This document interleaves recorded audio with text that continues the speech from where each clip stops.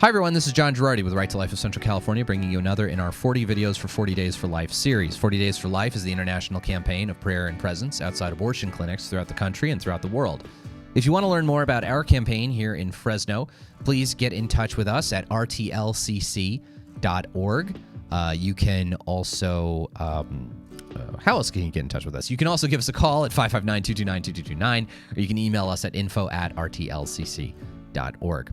Today on the show, I want to talk about Planned Parenthood's involvement in sex ed education and how it's kind of setting kids up for failure and setting Planned Parenthood up for financial success. There are two sort of big strains of sexual education that have been provided in schools in America over the last 100 years. There's sexual risk reduction education and sexual risk avoidance education.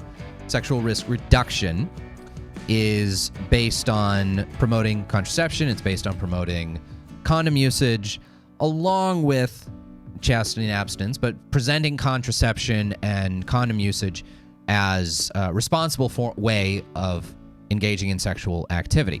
Sexual risk avoidance is different. It's often sort of mislabeled as just, chastity-only education, but it's sort of a more comprehensive approach in which we're looking at all of the various kinds of health outcomes, emotional outcomes, even financial outcomes, and looking at all the social science to determine that actually the best option for kids is not to engage in sexual activity, to delay sexual activity until marriage.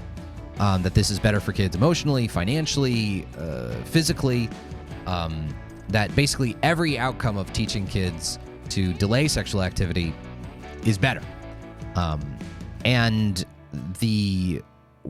And one of the ways you can sort of see this is how Planned Parenthood is sort of setting itself up for financial success through their SRR, sexual risk reduction curriculum. By the way, from a public health perspective, sexual risk avoidance is focused on what's called primary prevention. So the idea that if you don't do the risk activity on the front end, you're going to have a better public health outcome with people not suffering the ill consequences of that activity on the back end. It's just say no to drugs, just say no to smoking is one of the classic example of this. We went from a huge percentage of kids smoking cigarettes in the 70s to now essentially a tiny minority of children smoke cigarettes today. It was a remarkable success, this primary preventative health strategy. With Planned Parenthood, by promoting contraception, by promoting condom usage, perfect condom usage, perfect contraception usage results in only a 98% rate of effectiveness.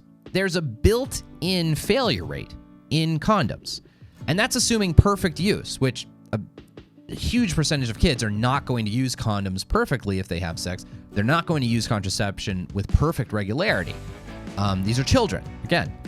And it's almost like Planned Parenthood is ensuring, by pushing condom usage, by pushing contraception usage, that they will later on down the road have kids coming in to have abortions. Whether that's a conscious decision or conscious strategy on Planned Parenthood's part or not is almost beside the point. That is what's happening. They introduce themselves through relationships with public school districts like they have with Fresno Unified, like they have with LA Unified, to come in and teach sex ed. Hey, we're Planned Parenthood. We provide abortion. We provide contraception. Here's all you need to know. Come here for condoms. Condoms are good, etc.